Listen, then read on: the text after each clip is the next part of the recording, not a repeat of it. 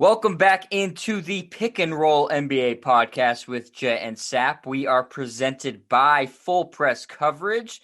And despite the NBA not having any massive trades in the past couple of days, there's still plenty of stuff to get into in the association. I'm happy to have my co-host and very, very dear friend, John Sapichetti, here with me on Inauguration Day in the United States. How you doing, Sap? I'm doing okay. Enjoyed the inauguration, but I guess back to sports, and hopefully people will not be so anxiety-ridden with a change in the White House, so that's a good sign. But, yeah, we're looking forward to the new administration, but looking forward to what happens in the NBA because there's always something happening in the NBA. I have a strong feeling that a lot of NBA players were slightly happy with today, and Yes. might be making a future visit to the White House come the NBA championship finishing instead of not showing up for the past 4 years. Yeah, I picture the Lakers led by LeBron James showing up at the White House sometime in the fall. You think they'd be willing to? Season. They're not going to have a problem with hanging out with Joe Biden and Kamala Harris. Nope. They'll be going to see Grandpa. They'll see Grandpa Joe. They like Grandpa Joe. Back to the White House for the NBA, most likely. Yes. Barring something very unforeseen, with Joe Biden taking a very strange turn that a lot of us don't expect. But the main news in the NBA is still what was the talk of the NBA world over the past week, and that's the Brooklyn Nets, the new look Brooklyn Nets with James Harden. He has finally donned a Nets jersey and seemingly lost weight overnight, it looked like in the pictures. I don't know how that's possible. He looked like he lost 30 pounds between the last game he played for the Rockets and the first game he played for the Nets. He must have found some sort of really, really good workout program or dietary supplement that no one else has been able to figure out. But good for him. He looked svelte in his new Nets jersey. And the early return, Sap, 2 wins for the Brooklyn Nets. Kyrie's not back with the team yet, but Harden and his old Oklahoma City Thunder teammate Kevin Durant, they beat the Magic on Harden's first game. It was a 122-115 victory. Harden put up a triple-double with 32 points, 14 assists, and 12 rebounds. Kevin Durant added a nice 42 points, as he's wont to do. And then their big win came over the Milwaukee Bucks and a narrow 125-123 victory. That was on national TV. Harden put up 34 points, 12 and 6, and Durant 36 and 9. So early returns, pretty good. Yeah, very good. I mean, I think they're going to work fine together, right? Because you've got Durant, who I've told you many times, and again, I'm 57 years old. I'll probably bring that up on every one of our podcasts that I'm 57 years old, so I've been watching this league for a long time. He is the most unstoppable scorer, or at least the most versatile scorer I've ever seen. Now, Will Chamberlain, Kareem Abdul-Jabbar, and Shaq were more unstoppable because they camped down in the low post and they just overpowered people or outskilled people. With Durant, he's literally in scoring position from 35 feet, maybe even 40 feet in, and he just has more tools in the toolbox to score. But he's going to work great with James Harden because let's not forget, James Harden, in addition to leading the league and scoring 3 straight years, has also led the league in assists. He's an outstanding passer, better passer than Kyrie Irving, better passer than Kevin Durant. I think he's very comfortable doing what he does to set up Kevin Durant. The big question, as we talked about in our first podcast, Jet, was what impact Kyrie Irving is going to have when he shows up to this. Because, you know, he could make this a team that's nearly unbeatable, but he could also screw it up and kind of get in the way of what Durant and Harden have in the beginning of this marriage, because I think they're going to be just fine. Durant is such an efficient scorer. Harden's such a good passer. They'll run the pick and roll together.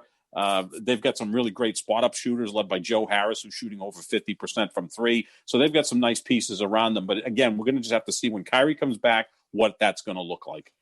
Do you think you could take away anything from just 2 games? I know they're both wins, and the Magic obviously are mediocre to bad team. The Bucks are considered one of the title favorites. Mm-hmm. Can you look at those 2 games and really glean anything out of it, or would it be an overreaction? I think it'd be an overreaction. The bigger concern I would have with the Nets, if you have concerns with the Nets, is on the defensive side, right? Because Durant can be a decent defender. Harden, actually led the league in steals last year, but that's sometimes a misleading statistic. Kyrie doesn't seem to be all in on defense.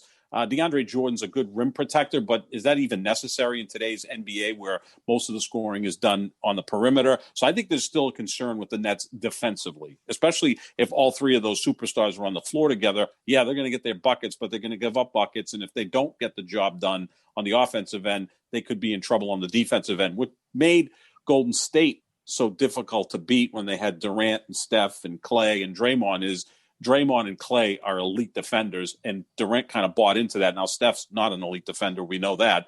But they could play defense as well, and that's why they were able to win those back-to-back championships. So I think their biggest concern is on the defensive end. The offensive end will work out when you put that extreme talent together, unless Kyrie gets in there and really screws things up.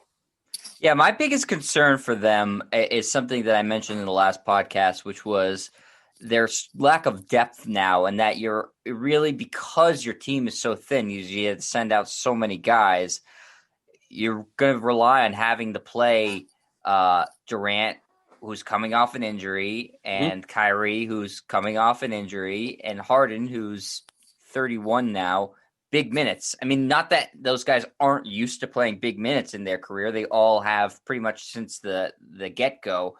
But they're older now, and with the exception of Kyrie, who's a little bit younger than those guys and has missed a fair amount of time, even with Durant missing the full year last year, he's got a lot of tread on the tires because he's logged huge minutes for every team he's played for. And now they don't really have in Brooklyn a viable guy or guys to come in off the bench to spell those guys when they're out. So I feel like they need to really maximize when those guys are on the court or stagger the minutes. Maybe staggering the minutes is enough to be able to keep them afloat. But if I'm Steve Nash and the Nets, I seriously consider using a lot of those, what do you call them, maintenance days, or however they want to say, however they want to describe it now, even though the NBA is trying to crack down on it. Durant has sort of that built-in excuse of coming off the Achilles injury where you can really say, oh, he's got some Achilles soreness going on. I think that if they're going to play these guys, 35 plus minutes every night, then you could see some wear and tear come into play in the playoffs. So I think that's what the Nets need to be a little bit careful of, is overplaying their stars because they had to send out so much depth in the trade. Especially with Harden, because we've seen Harden, who's always played a lot of minutes, and he has such a high usage rate, and his game is somewhat exhausting that by the time he gets to the playoffs, it seems like he's spent. He doesn't have that much left. The late, great Kobe Bryant had told him or mentioned years ago that style may just not work in the postseason. In the regular season, sure, you can do that. When you get to the postseason, it hasn't worked in the postseason for him. It hasn't. I mean, he's gone to 8 straight postseasons leading the Houston Rockets. In fact, he's the only player that's appeared in the last 8 playoffs, but he hasn't been able to get to the finals. And oftentimes he's just exhausted or just worn out by the time he gets to the postseason. And now, of course, he has Kevin Durant that, can kind of save him in some of these situations. So that's a concern. You look in the other conference, the Lakers, who are the favorites in the West, they're a much deeper team. You got LeBron James playing about 32 minutes a game, which is 5, 6, 7 minutes fewer than he normally plays. So he'll be fresh for the postseason. They've given Anthony Davis some maintenance days. They're just a deeper team than the Nets. So when you get to the postseason, the Lakers should be fresher than the Nets if they meet in the finals, which I think a lot of people kind of expect. The other thing, too, is that the Lakers play defense, and the Nets, we don't know about that yet. So I still think the Lakers are the favorites. But the Nets, if this all works together, they're going to be a motherload to deal with in the Eastern Conference, because I don't see any team really matching up with them in terms of firepower. Yeah, the Lakers have the benefit of with their 2 guys being both also excellent defensive players. I mean, LeBron comes and goes, but when he wants to, he's an excellent defensive player. And Anthony Davis, you could vote for him for Defensive Player of the Year any year. And, you could close your eyes and just assume he's going to be one of the better defensive players in the league. Because he's so versatile defensively. He can run out and guard the perimeter. He can defend the rim, as you said. He can do all those things. And he seems to be engaged defensively every night. Whereas, like I said, LeBron, it sort of comes and goes. None of those guys on the Nets are particularly known for their defense. Of the three, Durant's the most gifted defensively. He is the same sort of thing where he's got those really long arms and can guard the perimeter and also defend the rim. But it's not like that's his calling card or ever has been. Like you said, sort of the Warriors had Draymond and Clay, and then he could sort of build in and buy into the team defense. And at spots, he looked excellent defensively when he was in the Warriors. I'm not sure the Nets are going to be using any similar sort of style to what the Warriors were doing. These guys are just different types of players. They don't really have a Draymond Green or Klay Thompson. They don't have a defensive stopper, but you also have three guys who can put up 40 on any given night. So that works just as well as having a defensive stopper, and you have guys who can erupt for points. It's going to be very, very difficult to outscore them. Absolutely. Especially when you have the hardest thing to do in the NBA, in my mind, is to compete or come back on a team that has good jump shooters. It's like it's like a built-in protection of a lead. And you have 3 A+ jump shooters now with Durant, Harden, and Kyrie Irving. And you need 2 of them to be at a very high level, and the third can be a little bit off. Now, the key is, if that third is a little bit off, and I'm going to bring this up about Kyrie Irving, will he be okay to subjugate himself and say, okay, this looks like Kevin Durant and James Harden's night. Let them take over. I'll do some other little things. Maybe I'll handle the ball. I can set them up. Is he going to be confident enough to do that rather than saying, look, I've got to get in the middle of this and get my shots in as well? So that's where Kyrie is really the X factor. Look, Harden's never won a championship. I think he's hungry to win one. I think he's going to be fitting in greatly with Kevin Durant. Durant's won 2. We know that he's unstoppable offensively. Kyrie has won a championship, but every place he goes, there's some sort of issue.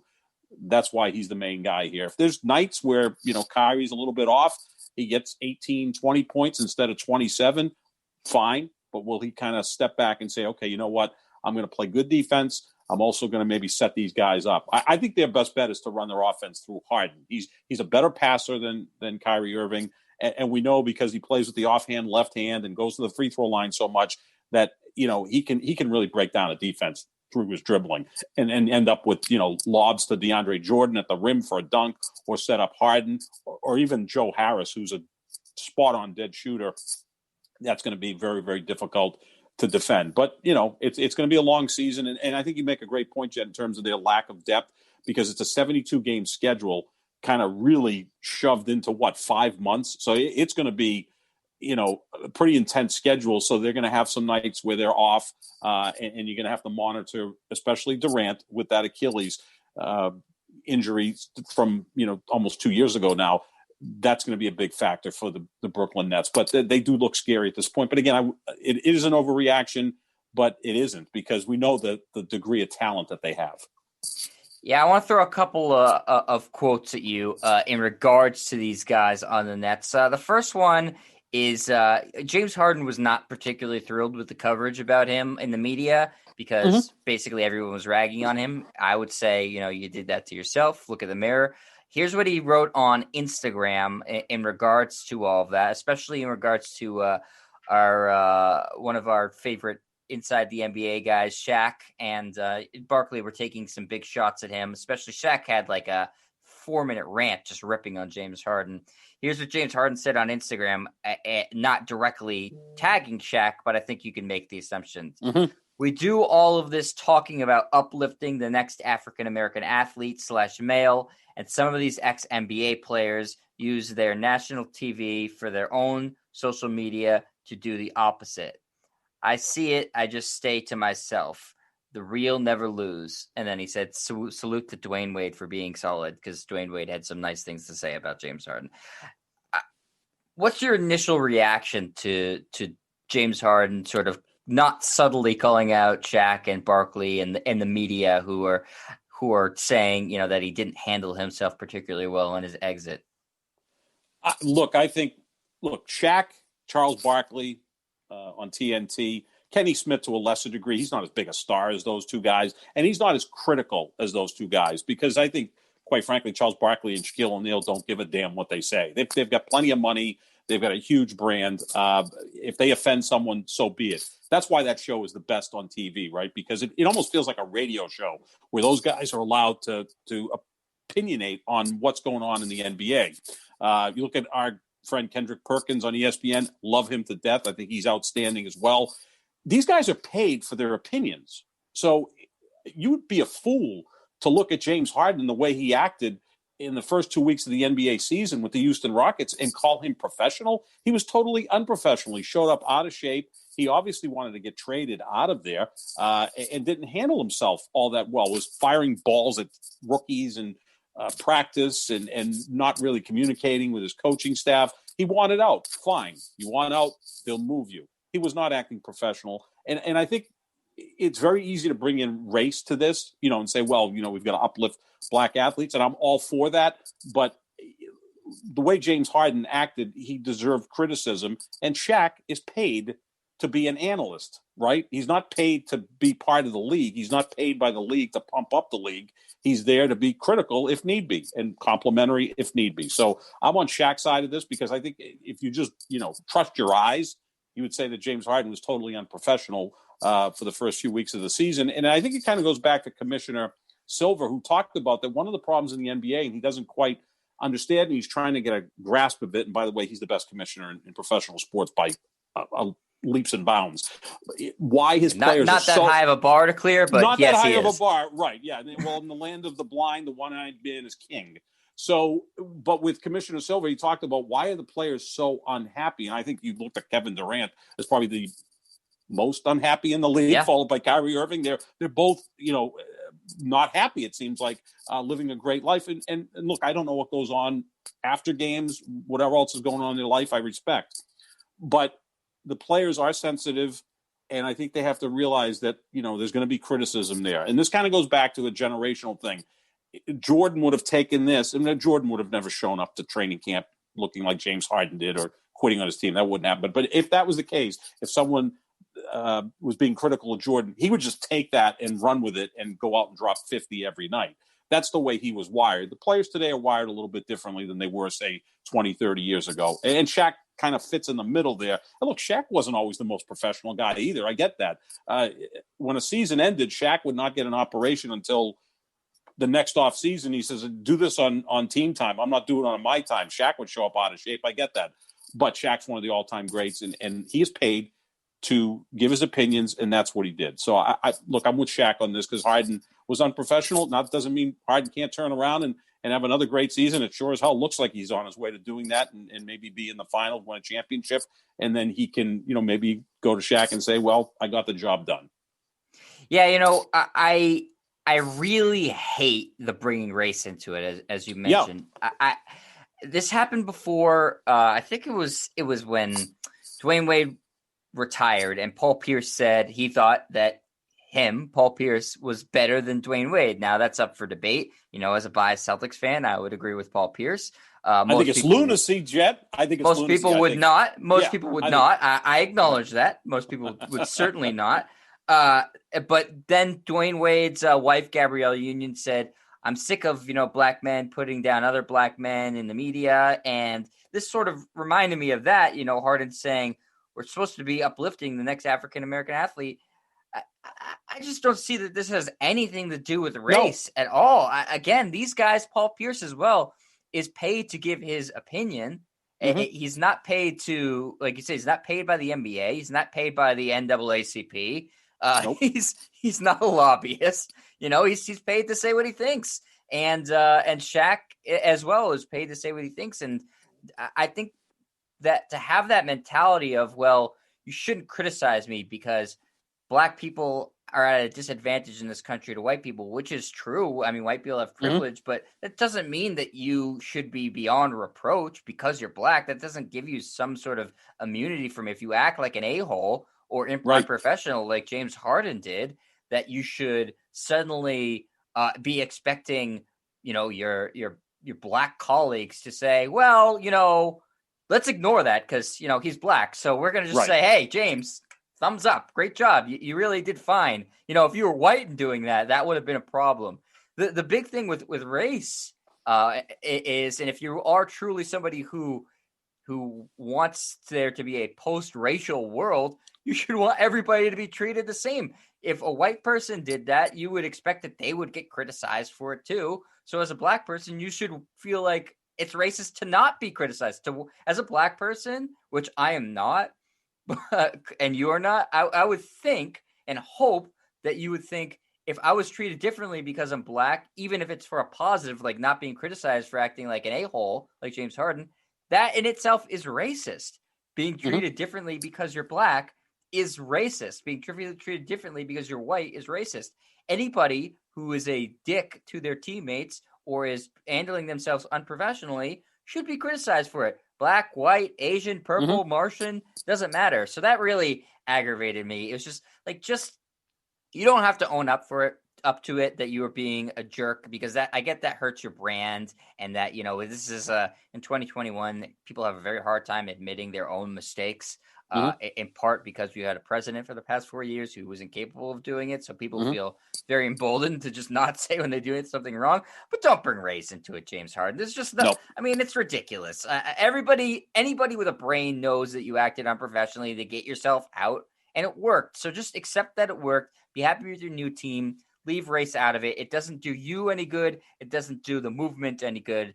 It doesn't do anybody any good. So that bothered me. I wanted to just talk about that briefly, because I think it was a bookend to a crappy way to get yourself off a team, and then he made it worse, which doesn't surprise me considering what we know about him so far.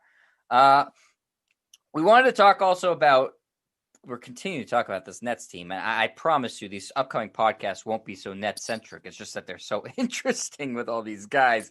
And Kyrie has yet to play a game with his new teammate James Harden, but he's supposed to be back this week. He finally returned and did as usual, weird press conference with the media where he was sort of like slumped over on the table. You can't see what I'm doing right now, but like, it was very weird, casual press conference. Arms folded on the table, kind of almost like he was in kindergarten. Like he's trying to fall asleep at his desk or something. I don't know what he was trying to convey there, but he did it. Listen, he fulfilled his media obligation, which is all you can really ask of him at this point.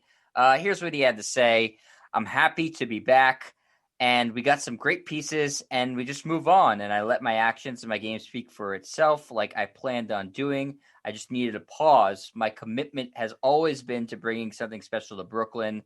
It wasn't just a championship. It was unity, equality, just bigger things than just the game itself. It took quite a while and quite a few valleys to get back home initially. So for me, I'm just taking every day, just being grateful. That is, it was a longer press conference than that, but that's about the crux of what Kyrie Irving had to say. He needed a mental health break, but he was also with his sister for a birthday party. Is this more of the same from Kyrie Irving, or do you think he's maybe turning a page a little bit here, or is this about what you expected?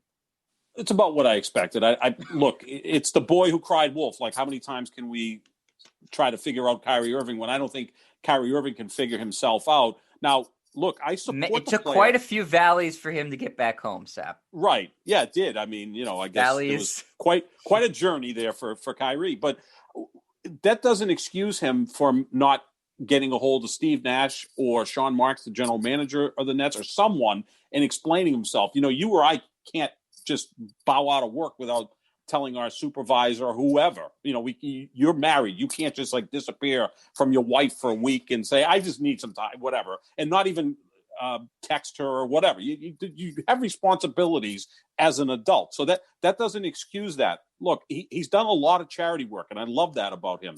I believe a few months ago, he bought a home for George Floyd's family. Just incredible. He's helped out the WNBA. He's done some really great things. I think maybe he learned some of that, playing with LeBron, that this is what you do. You make plenty of money as a basketball player. You have a lot of influence. Into it. I've got to bring LeBron into it. You don't need to know LeBron to be charitable. Come on. Well, he's the most charitable of all athletes. Okay. He's the most charitable. He did pledge $100 million for scholarships to the Akron University. So I think that's pretty cool over the next 10 years. That's not chump change. But I love the fact that Kyrie does this, and the NBA players are great at this stuff, right? I mean, Durant did it when he was in Oklahoma City. Westbrook did it when he was in Oklahoma City. These guys are just absolutely awesome what they do. But that doesn't excuse you from not showing up to work, and because you do have commitments to your team. So, you can walk and chew gum at the same time, right? I mean, you can be all in on, trying to right social injustices.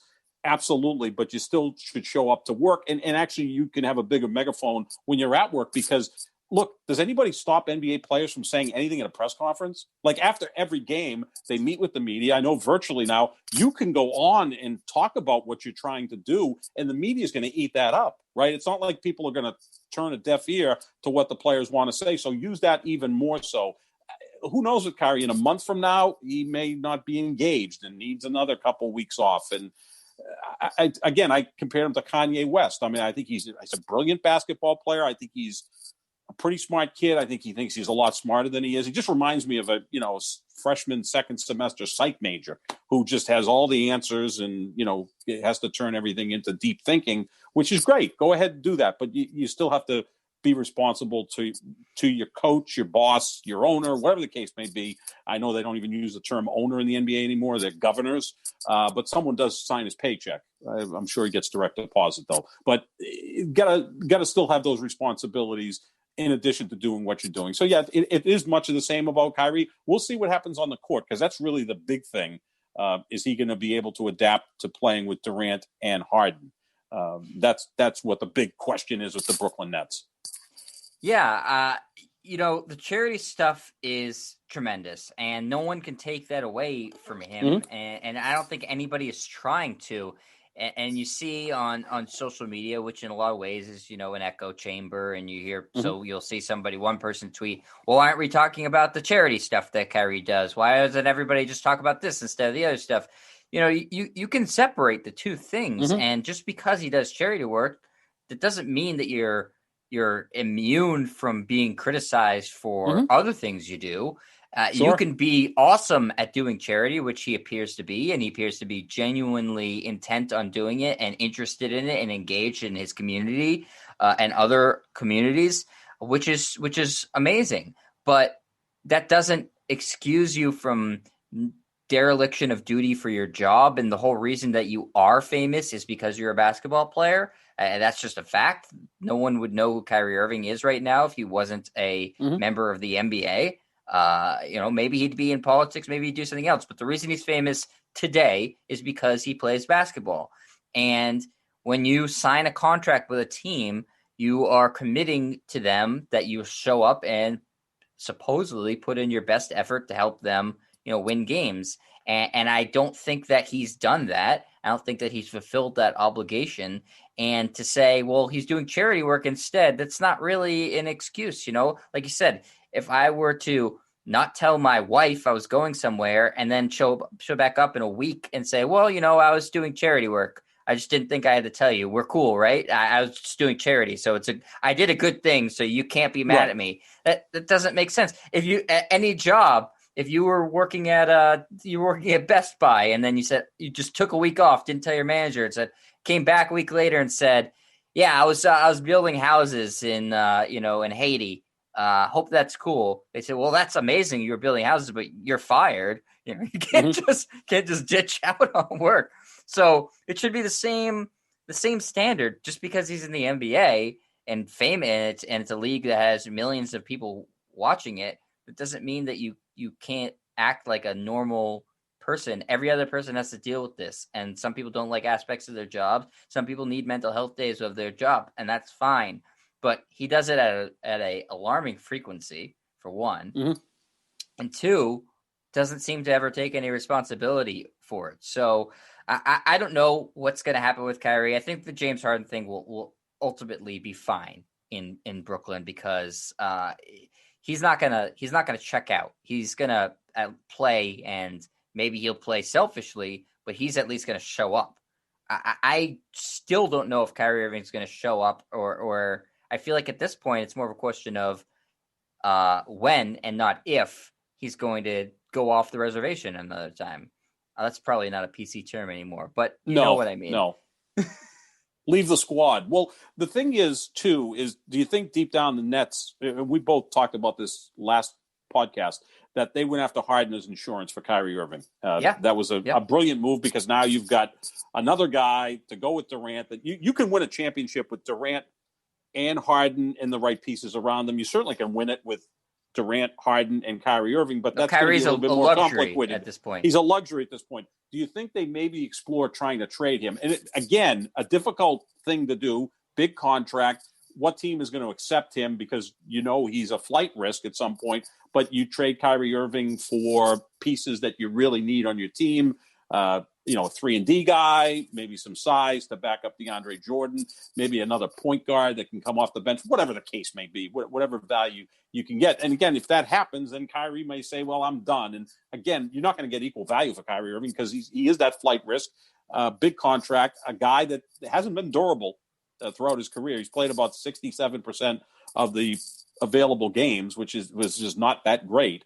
So, they're going to be stuck in a hard place. They're going to have to handle this with kid gloves, see what happens when he comes back. And then, like you said, I think there's going to be some load management there. There's going to be some times when Durant misses a game or two, Harden misses a game or two, Kyrie misses a game or two. But the risk in that is they could be the Clippers of last year, who did that with load management with Paul George and, of course, Kawhi Leonard, and they never really meshed. Whereas the Lakers, trudged forward with LeBron and Anthony Davis playing through the schedule, and you could see the difference in the postseason when they were much more simpatico than, say, the Clippers or any other team. Yeah, I think it's an interesting point that you raised, Sap, that should the Nets potentially look at moving Kyrie Irving for another maybe slightly lesser player in depth. And I don't think that is a bad idea at all. In fact, I would pursue that if I were the Nets, because he's such a flight risk. But like you said, also, you're not going to get anywhere close to equal value. I think if I was any other team, I don't think it's just the Nets, I would be very wary of him as a flight risk, or just that he would outright retire. Right. So I don't know that any other team wants to take him on, or would be willing to take him on right now. He hasn't shown that he has ever been committed to a team. He's been on 3 teams in his career. He hasn't committed to any of the 3. At one point or another, he's completely given up on them. And so that's enough of a sample size for me to say I'm not trusting this guy on my team. I'm not giving up anything of real value just because he's a supreme talent. I'm not going to hurt my team in a way that would get me back potentially nothing. So I think it's something to keep an eye on. I think it's something that the Nets certainly know they can pursue and will maybe want to pursue, but that also they know will be a difficult path to go by. And I'm not sure how, if Kevin Durant and Kyrie are still as close as they were purported to be, maybe Kevin Durant would put the kibosh on that and say, don't trade him at all. Yeah, the only issue with that is I don't really see Durant as a leader. I mean, he's a phenomenal basketball player. Do you think they run things through him, though, like personal decisions? I'm sure they do, but he just seems like a guy that just wants to play basketball. I don't think he's into the leadership thing, like LeBron is. LeBron's a leader, I'm sure, is the de facto general manager, the de facto coach. At least he's been criticized for that. And, he's won 4 championships with some of that method, although the ones in Miami, there was pushback there with Pat Riley. I think Durant, is he really a leader? Is he going to be able to pull Kyrie aside and say, look, we got James Harden, we got me, we got you, we got a real chance to win the championship here. And, if he can do all that, I don't know if Durant's really that leader. He seems to just like playing basketball. And I think that's why it works so well, in addition to being extremely talented with that Golden State roster, is they had a leader in Steph Curry and a leader in Draymond Green, who was, Steph is good cop. He was the one who'd get in your face, right. He'd get in your face. And exactly. Steph was the good guy cup, bad cups. Perfect analogy. Yeah, because Steph understood that, Steph is a great leader because, to me, a great leader sometimes just has to get the hell out of the way, right? Like, Steph understood that, okay, we got Kevin Durant. He can take some big shots. I don't have to, compete with him. A guy like Russell Westbrook's never understood that. He's like running after his own teammate to try to get the ball from him. It's a different mentality. So I don't strike – Durant, to me, is like the perfect guy that would be the number two guy, and not in terms of talent, because unless he's playing with LeBron, he's never going to be the number two guy, but the number two guy in terms of even personality or anything. I just think he likes to play basketball. It's similar to the way Kawhi Leonard is. Kawhi Leonard doesn't strike me as a leader. I mean, I just think he's a guy that's a phenomenal basketball player. No, they don't really have demonstrative personalities. They just don't have it. You're kind of born with that. Although I think in terms of LeBron, he kind of learned that from Dwayne Wade. And Wade had that personality. And Kevin Garnett, right? I mean, there's a guy that was born to be a leader. And some guys just don't have that. Yeah, and I think that that can matter on a team, and that the Nets don't really have that leader could impact them, but I think they have so much talent that it probably won't, is my guess. Thinking back on past NBA championship teams, they do all seem to have that in common, that they do have a leader on it, and so maybe that's what ultimately derails this Nets team. Just off the top of my head, I can't really remember a team that didn't have that vocal sort of leader. And it's not like, Durant's been around for a while, but it's not like he's an old guy. So maybe he morphs into that role. I don't know. And Steve Nash is a 2-time MVP, and maybe you get it from the coaching position. There's still a lot of moving pieces and unknown things about this Nets team. But what I wanted to ask you, Sap, is that so while we don't know, we can't definitively put our finger on what this Nets team is going to be. It's also hard to definitively put your finger on in an NBA season what teams are going to, or players are going to perform as you expect. So I wanted to do this with us. Who have you been most surprised by this year, whether it be in a good way or a bad way? Is there somebody or a couple players that you've said they've been really disappointing, or they've been way better than you expected? There's a couple of players that have been positive surprises and a couple of players that have been negative surprises. The positive surprises to me, Christian Wood, who has done a great job with the Houston Rockets. Again, he's going to fly under the radar because the Rockets are not going to make the playoffs. They had to trade James Harden, so he's going to kind of put up his numbers without anybody noticing. But he's averaging 24 and 11 so far this year. Last year was 13 and 6. He's probably the leader a month in to be the most improved player this year. Also, Colin Sexton is averaging 25 points per game for a Cleveland team that's been pretty competitive the first month. And I don't want to rub this in. I know you're a big Celtics fan, but Colin Sexton was drafted 8th in the 2018 draft by the Cavaliers. You don't think I know that, Sap? You know that. You know the draft inside out, but that's the pick they got for Kyrie Irving. So if the Celtics had not acquired Kyrie Irving in 2017, maybe Colin Sexton would be on the Celtics, and that would be a good thing. Those are the two players that have really, I think, stepped up their game. Now, you may be surprised at my negative surprises because I love both of these players, especially one of them. He's probably my third favorite player in the league. That's Luca Doncic. Now, he's close to averaging a triple-double in the early going, but Dallas right now is on the outside looking in at the playoffs. And again, it's only a month into the season. He's shooting 29% from three. Which is just a really disaster. thought. I know he didn't have a long off season, but I really thought that was the part of his game that he was going to improve coming into this season. And he showed up looking kind of like James Harden. Now, he didn't look to be in the best of shape either. He's playing himself into shape. I was kind of disappointed in that because he's, Vegas has him as the favorite to win the league MVP. I don't think he's going to. Eventually, he's going to win multiple MVPs. This player is that good. The other one is Trae Young, who I love his game as well. He's also shooting 29% from three.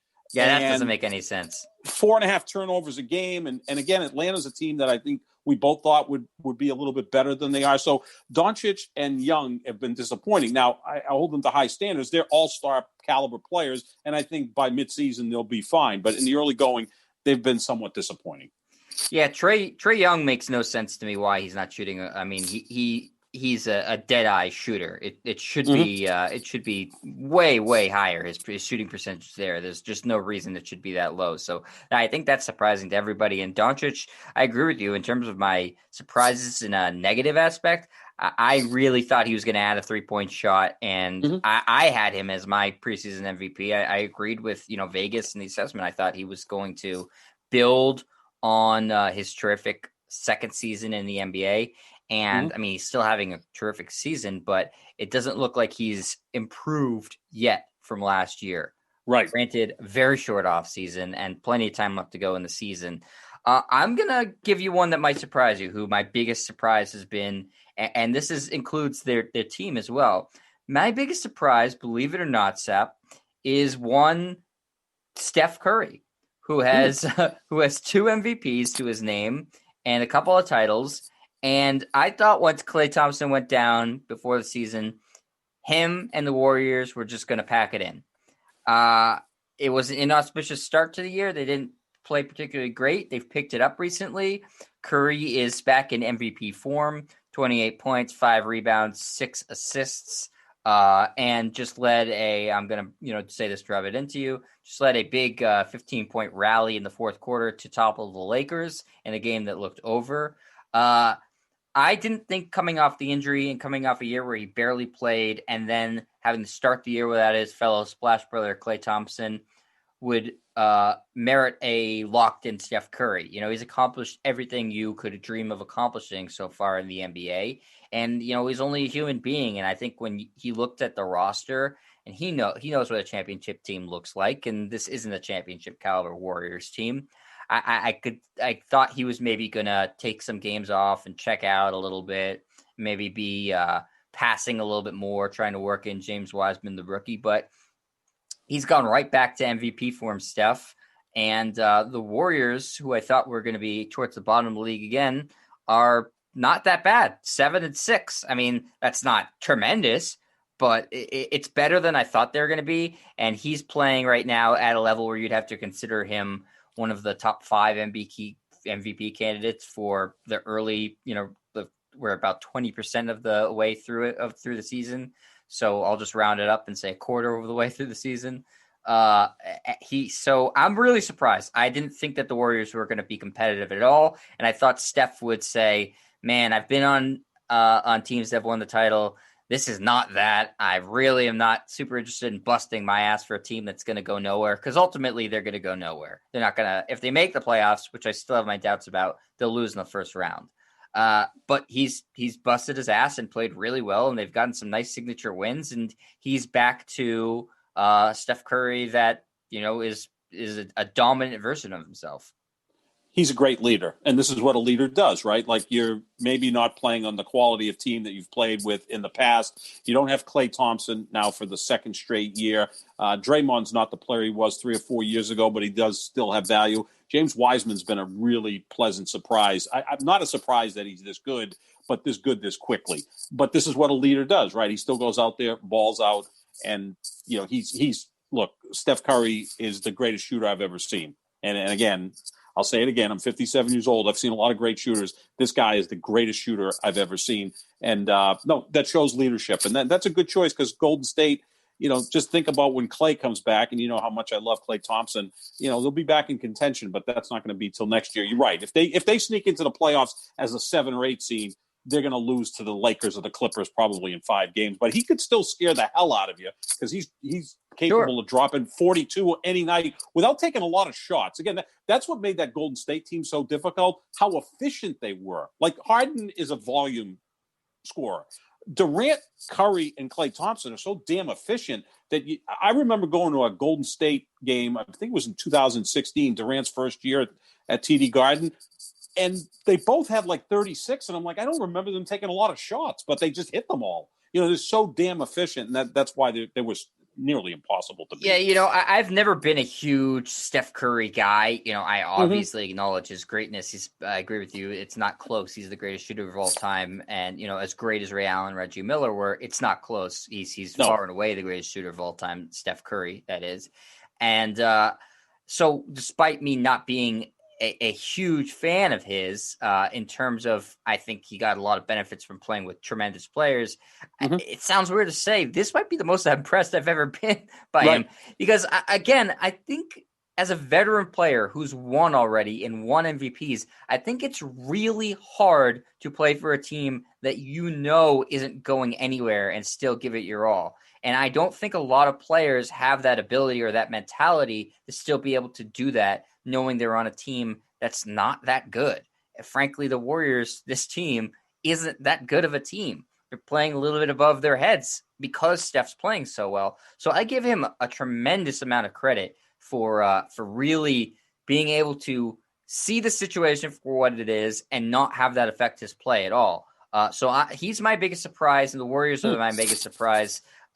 Even though it sounds weird to say somebody who's a two-time MVPs could be a surprise that he's playing well, it is to me. I also wanted to give one more, since you gave Luca as you gave two people as your surprise for bad. You also gave Trae Young. Zion Williamson, I have not been particularly impressed by him. His numbers look pretty good. What I'm not impressed by is that he doesn't look like he's gotten in shape at all yet. And I know Karl Malone was on a podcast with, I think it was Steven Jackson the other day, that Knuckleheads podcast, and he was saying how disappointed he was in Zion Williamson for not getting in shape at all. He used a little bit more salty language, which you would expect from Karl Malone. Also, a guy who was in shape his whole career, so you can't. So he knows what he's talking about. He's not practicing what he preached. He was in shape his whole career, probably still in tremendous shape. Yeah, I bet Karl Malone's in better shape than Zion Williamson right now at 57 years old. So I think it's probably abhorrent for him to see somebody with so much talent, and no one can deny the talent of Zion Williamson. See a guy who still looks like he really hasn't put in the work to improve his diet and his physique. So the being out of shape thing obviously is frustrating, but I was looking at the numbers for Zion Williamson, and what's really bugged me about him this season, like despite he's averaging, the numbers are pretty good, but he's stopped taking 3-pointers, which I don't know if that's a coaching decision from Stan Van Gundy or if he's felt less confident, but that's not going to work. He's not a bad 3-point shooter. He showed in his rookie season he can knock them down. And so I don't understand why he's taken like 4 this season total. I think he took in his first game in the NBA, hit 4. So he did. I don't understand what's going on there. That seems like he's in a way like sort of contracting or restricting his game a little bit in terms of obviously what makes him special is, or what should make him special is his athleticism for being that size. But in the modern NBA, you have to be able to step out, take jump shots, and hit threes. And he's shown he's capable of doing it, and yet he's not doing it. He's just hanging around the paint. So I don't see a level of improvement again from Zion, who had a longer offseason than a lot of people because he was hurt plenty of last year and had plenty of time to work on his game if he wanted to. And they didn't make the playoffs. He was in the bubble, and they were only in there for about a week before they got bounced. I think they only won 1 game in the bubble too. So I've been disappointed in what I've seen from Zion Williamson. I thought he was going to take the league by storm this year. He hasn't. No, he has been disappointing. In fact, New Orleans has been disappointing. I thought they would be better than they are right now. In fact, Memphis has a better record. And, they lost Ja Morant for nearly 3 weeks with the ankle injury. And they seem to be building something nice in Memphis. I also think that Stan Van Gundy's not the right choice. I didn't like that hire. A young team. Yeah, no, he's a veteran coach. I think he can really wear on people. And younger players, sure, they need discipline and all of that, but I think they need someone who maybe can connect a little bit more with them than Stan Van Gundy. So I don't know if that's going to be a really good fit. And right, when you start to talk about a player's conditioning, then all bets are off because they've got to take things a little more seriously. And playing in New Orleans is not an easy city if you're trying to watch your weight. They've got the best restaurants in the country. Yeah. So, it's not like he's playing in a city where they don't have great restaurants, although NBA players can get whatever food they want. But I think if he wants to take things more seriously, do what a lot of the great players do. Do what LeBron James in basketball and Tom Brady in football do, hire a chef. I mean, these guys take their craft so seriously, and they've accomplished way more than Zion Williamson. Williamson. Would hire one for him, man. Absolutely, he doesn't even have to pay for it. He's making plenty of money in endorsements, and he's someone I root for because he's just got a great personality. But yeah, you got to step it up as a player, and you make a great point not attempting 3-point shots. That's what do you make of that? I have a problem with Ben Simmons. Yeah, it's got to be Van Gundy. Or maybe he just doesn't want to embarrass himself if he's not really an accomplished 3-point shooter. Heck, I mean, Luca and Trae Young are shooting, less than 30%. That doesn't stop them from firing it up. Has never stopped Russell Westbrook in his career. Oh, and he's a god-awful 3-point shooter. So, yeah, I mean, you got to still work on that part of the game. We see Ben Simmons doesn't want to take 3-point shots. If he ever developed even a decent 3-point shot, Lord knows what he would do on the court because he does everything else so well. So, yeah, New Orleans has also been a disappointment for me in addition to Zion. I think that's a great point, Jet, because I thought they would be a little bit better. Again, like you said, we're 20% into the season. kind of a weird season because of the short off season for some teams, and then a really long off season for other teams. Right? Some of these teams haven't played since March, and they're coming back. And then you get the Lakers and the Heat who wrap things up in October, and we're back in 2 months to get back at it. Yeah, I think that for Zion to fulfill his immense potential, he has to have a well-rounded game, and you're not going to win MVPs in this league, and you're not going to take your team deep into the postseason as a power forward who only dunks the ball. Right. You have to be able to do other things. And he can still make, the dunks are incredible, and he can make incredible block shots, but he's got to expand his game, and he's got to get in better shape. It's just it's not tenable for his career or for the Pelicans to be successful for him to look like he's still, 20 pounds out of shape. And maybe Karl Malone is a native of Louisiana. Maybe he needs to go down there and, whip him into shape. Again, Karl Malone, I have no problem with him saying it too, because he's somebody who was always in tremendous shape. If I'm thinking back about guys who were always in remarkable shape, him and David Robinson come to mind. They were just always took such good care of their bodies. And Zion Williamson is more talented in terms of athletic gifts than Karl Malone. Karl Malone, was big and strong, but he didn't have that athleticism as Zion Williamson. So I'm sure for him, he's like, come on, guy, get it together. So he's one of my disappointments for sure this season. And the Pelicans, I think it's fair to say that they're disappointing as well. So before we wrap up, Sap, we do our top fives. Who do you got in the top five? Has the top spot changed at all from the Lakers? I'm going to go out and take a wild guess and say no. No, I still think they're the best team in basketball. I mean, because they're very good on the defensive end, and they sleptwalked through the fourth quarter against Golden State, and it cost them. And look, they're a veteran team for the most part, and there's going to be nights where they check out from time to time. I got the Lakers 1. I've got Brooklyn 2, just because of the potential alone. I've got the Clippers at number 3, Milwaukee at number 4. Now, they played the Nets pretty tough, but we did see one difference between the two teams, that when you got Harden and Durant on the court, you got two guys that can close the game. Milwaukee's still trying to find that one that can close it, because as great as Giannis is, he can't quite do that. He doesn't have the finishing ability in those close games, like especially Kevin Durant. Can't shoot. That's a problem. I mean, I think the comparison that we've seen is people starting to compare Giannis to Lamar Jackson, and I can see that in the regular season. Tough to defend, but when can't pass. I mean, he can throw the ball. Lamar Jackson, he's pretty good, but he's not Brady, Rodgers, all these great quarterbacks. He's not even close to them. And when push comes to shove in the postseason, you got to be able to beat the other team from the pocket. It's an interesting comparison. It's an interesting cross-sport comparison.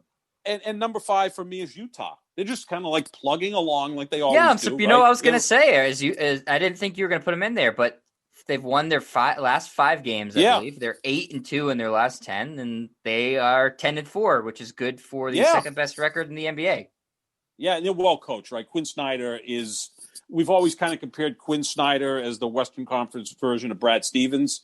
And I think Utah and the Celtics are somewhat similar. They got a lot of really good young players. I mean, Donovan Mitchell's a superstar without question. Is he as good as Jason Tatum? They're not that far apart. Tatum probably gets the edge because he's 6'10", where Mitchell's about 6'2". The 8 inches doesn't mean something. To fall to the bigger guy in the NBA. Go to the bigger guy, but they're both great players. They're going to be, all-stars for many years to come. But Quinn Snyder's a really good coach. They've got a good culture there. And I got them at number 5. I mean, the Celtics and Philadelphia just on the outside looking in because they've had to deal with some COVID issues. And that Celtic loss to the Knicks, I know it's only one game. Man, that was losing to the Knicks isn't as big a deal as it normally is because they're playing around 500 ball this year. But to lose by 30 points on your home court, that's not a good sign. But once they get Jason Tatum back, and I think Kemba feels more comfortable, I think the Celtics have the potential to certainly be in the top 5. It's the rare Celtics game that I have to turn off out of disgust. Like even I like watching, garbage time, but I couldn't finish that Knicks game. It was an awful as great of a win as it was for the Warriors earlier in the week to beat the Lakers and rally from behind. That was as terrible of a loss for the Celtics to lose to the Knicks by 30. To just get drummed by them. Absolutely no reason for it. So my top 5, again, I just don't see any reason to bump the Lakers from 1. They've shown no reason that they wouldn't be back in the finals this year. except for maybe the Clippers have gotten their crap together a little bit. So I'll put those as my 1 and 2 again, the two LA teams. I am going to stick with Brooklyn at 3 as I did last week. That could skyrocket up to 1 or completely plummet out of the top 5 once Kyrie comes back. I don't know. 4, I'm still going to stick with Milwaukee. Even though Giannis can't shoot, they have a lot of good players on that team. Mm-hmm. Maybe they don't have any other great players on that team, but I really like Middleton still. I really like Drew Holiday. I think Brook Lopez creates a big mismatch problem for centers who don't know how to defend the perimeter. DiVincenzo's giving them something this year. They're deep and they're well coached. So I like Milwaukee. If I'm looking at those 4 teams, I could see any of them being in the finals. The Nets, the Bucks, the Lakers, and the Clippers. And the 5th team, I wanted to put Utah in, but I still think Philly's better than them. If I look at Joel Embiid, he's better than Donovan Mitchell and Rudy Gobert. So I'll take the Sixers tonight, and I think is it on Friday? The Celtics and the Sixers, they had playing one of those little mini series that the NBA is doing this season. I think that'll tell you a lot about both teams, even if Tatum's not back for either of those games. I think the Celtics should still be competitive, and if Philly can't win either of those games, I think that'll tell you all you need to know about the Sixers team, and you can completely write them off. If they get swept by Boston, as what's happened to them in the postseason, they're just the same old 76ers, and all the hype is around them this season will be, I think, out the window. So much more meaningful games for Philadelphia this week than for Boston in that series. You'll find out a lot about if this Sixers team is legit, again, even without Jason Tatum. So I'll put them in at 5 because they've played well, and I love what they've done to reconstruct the roster on the fly and have Doc Rivers as their coach. But they have to show it against good teams. And we will see how they compete against the Celtics in this 2-game mini series. But that is my top 5, Lakers, Clippers, Nets, Bucks, Sixers, which is a very interesting, pretty even distribution of Eastern and Western Conference teams. Yeah, I think the conferences are closer this year than they have been in the past. Again, Harden, Durant go from the Western Conference to the Eastern Conference. To me, the tops are the same. The bottom is the thing that separates the East and the West. The last 2 teams in the West will still be pretty good. The last 2 teams in the East that get in might be not so good. Yeah, right now the Knicks qualify for the playoffs, and they seem to have, they've cornered the market on power forwards. So I don't know if you can. They may acquire more. You never know. There's plenty of time. Maybe Karl Malone will come out of retirement and play for the Knicks. He very well might. He's in good enough shape. That will do it. He's in better shape than James Harden was at the beginning of the season. So that's going to do it for today's podcast. Again, this is the Pick and Roll NBA podcast with Jet and Sap. We're presented by Full Press Coverage. We'll be coming at you later in the week with another episode talking about what's been going down in the NBA and our thoughts. You can always tweet at either me or Sap or Full Press Coverage. My Twitter is at JetStriar, JETSTRIAR. Sap, what's yours so the people can reach you? JSAP25. That's JSAP and the number 25. So tweet us your NBA thoughts or any questions you might have or anything you want us to talk about. We are willing to get into all different NBA stuff. Happy Inauguration Day to you, Sap, my friend. And stay healthy and safe out there, everybody. We will talk to you later in the week. See ya.